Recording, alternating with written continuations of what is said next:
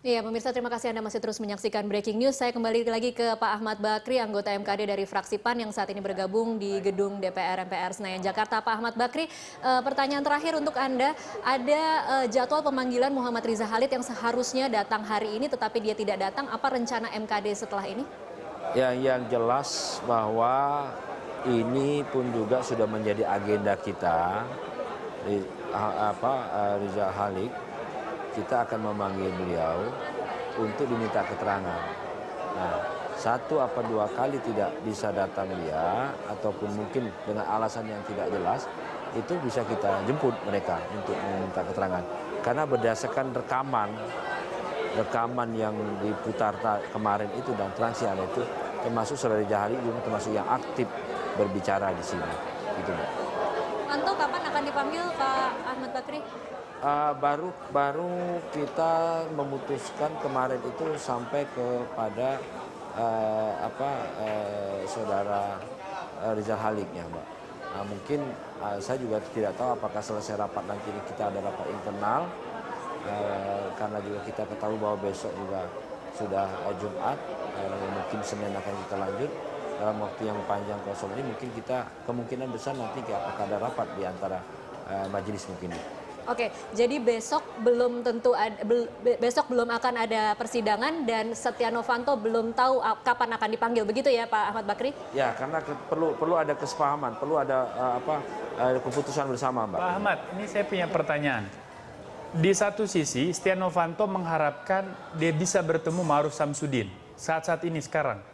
Di sisi lain, MKD memperpanjang waktu pemanggilan Setia Novanto. Apakah ini tidak gayung bersambut? Ada skenario konspiratif untuk menyelesaikan kasus ini secara diam-diam. Oke, ini pertanyaan terakhir.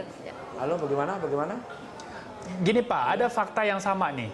Pak Setia Novanto minta Ma'ruf Samsudin untuk bertemu berdua. Lalu saat yang sama MKD belum memanggil Setia Novanto. Apakah waktu panjang yang diberi oleh MKD ini untuk memberi ruang pada Novanto bertemu Ma'ruf supaya ada kompromi sehingga kasus ini tidak akan selesai? Oh, nggak ada. Saya pikir Bapak perlu berpikir positif lah. Jangan negatif terhadap hal-hal yang aneh. Berpikir positif, itu toh pun semuanya nanti kita sudah jamin bahwa ini orang ini nanti akan kita dudukkan. Kalau perlu bertiga akan kita dengar. Ini tidak ada hal-hal memperlambat. Sekali lagi, ini kita diaturi oleh aturan persidangan, Pak. Jadi tidak ada maksud untuk memperlambat, tidak ada maksud adanya hal-hal kompromi sehingga nanti adanya bentuk sandiwara di persidangan. Ini kita tahu sama tahu Pak Ahmad ya. Misalnya Pak Riza Khalid, kita tahu lah di Singapura kan dia disebut Godfather minyak ya. Begitu kuat orang ini. Dan dari aspek ilmu politik ya, sebagai bidang saya melihat memang Indonesia ini salah satu negara yang demokrasinya dikuasai oleh sejumlah orang kuat. Strong person system kalau para ahli bilang, atau Bosism system. Nah, orang seperti ini biasanya tidak akan pernah bisa disentuh oleh hukum. Karena seluruh dimensi kenegaraan itu sudah dikuasai, dikontrol. Saya sendiri agak skeptis dan ragu bahwa MKD bisa dengan bajunya tadi itu memanggil Riza Khalid. Saya agak ragu. Kalaupun dipanggil mungkin dengan segala hormat dan sujud-sujud. Nah, artinya bahwa apakah ada keyakinan bagaimana supaya MKD bisa meyakinkan publik, gitu intinya. Bahwa proses ini akan benar jalan. Baik. Ini pertanyaan terakhir ya. Silakan Pak Ahmad Bakri. Ya, Mbak. Kita akan memanggil orang-orang ini. Kalau itu pun nanti beliau tidak bisa kita ambil dan tidak bisa kita hubungi, ya tentu ada kesimpulan lain daripada kita. Itu loh. Cuma ini merupakan agenda yang sudah kita sepakati. Kalau toh memang kita panggil tidak bisa, ya tentu juga pada majelis ini akan rapat lagi. Apakah memang sudah bisa diputuskan atau tidak. Oke, baik. Nah, baik, gitu terima loh. kasih Pak Ahmad Bakri untuk waktunya bersama kami. Saya kembali lagi ke Bang Boni. Bang Boni, kalau kita lihat apa yang terjadi dalam 2 hari ini, kita melihat ada semacam pion-pion atau pasukan-pasukan tertentu yang memang seperti untuk melindungi keberadaan Setia Novanto di dalam pertemuan itu. Ada sejumlah orang yang dalam teori ya dikatakan sebagai bos. Orang-orang inilah yang sebetulnya dalam realisasi demokrasi itu mengontrol siapa jadi apa. Di banyak negara, seperti di Filipina misalnya, para bos ini mengontrol siapa jadi menteri, siapa jadi bupati, siapa jadi gubernur. Di kita ada orang seperti itu yang ngatur gubernur, yang ngatur bupati, yang ngatur menteri segala macam karena kekuasaan dia yang berbasiskan uang. Kemampuan dia untuk mengontrol segala dimensi ekonomi hukum. Ini Anda bicara soal? Dan saya mau mengatakan bahwa kasus ini satu letupan kecil dari permainan bos-bos ini. Oke. Jadi kita berhadapan bukan hanya pada Setia Novanto, bukan hanya pada Riza Khalid, tetapi pada sistem bosisme, sistem besar di mana Riza adalah pemain, di mana Setia Novanto adalah pemain, di mana siapa lagi yang disebut di rekaman itu juga real bagian dari pemain ini. Oke. Jadi kita harus serius membongkar ini. Makanya saya bilang KPK tolong proaktif, Kejaksaan juga harus proaktif mengusut aspek pidananya, biar ini terbongkar semuanya. Pertanyaan saya adalah ketika ini sudah dibuka di publik, kita bisa mendengarkan rekamannya, kita bisa mendengarkan kesaksian dari pelapor maupun yang merekam. Kemudian kalau mau ada permainan di orang MKD, harus seperti apa mereka? Saya kira ini kan MKD sudah masuk angin. Kelihatan dari proses sidangnya. Itu pertama kita harus yakin dulu. MKD sudah masuk angin sehingga kita perlu serius mengawasi, menekan supaya proses ini tetap sesuai dengan ekspektasi publik. Masuk anginnya kenapa? Mulai dari mereka mempersoalkan legal standing. Tapi kalau misalnya MKD semua udah satu suara ingin menjadi atau memainkan peran sebagai bonek Setia Novanto. Nah, pertanyaan saya tadi, mungkinkah mereka bisa memenangkan pertandingan ini? Bagaimana caranya? Saya kira kekuatan sekarang ada di publik. Ya kalau mau menang, dia harus bayar seluruh pemret media massa di Republik ini. Dia harus bayar semua tokoh-tokoh aktivis, bayar semua aparat keamanan, supaya orang demonstrasi bisa dihalang di sana dengan gas air mata atau apapun. Tapi mungkin nggak itu bisa dilakukan di tengah era keterbukaan macam ini? Mungkin nggak itu dilakukan ketika polisi makin profesional, ketika tentara makin profesional? Saya kira inilah sebetulnya situasinya, dan menurut saya MKD bunuh diri kalau terus menjadi bonek Setia Novanto. Oke, kalau kemudian memang bunuh diri itu yang akan dilakukan. Kalau kemudian setelah membuka segala rekaman, kemudian memanggil sejumlah saksi, kemudian masyarakat bisa menilai, tetapi hasil akhirnya adalah tidak ada sanksi, kemudian tetap menjadi ketua DPR. Justru itu, jadi pepesan kosong. Apa yang akan terjadi pada DPR?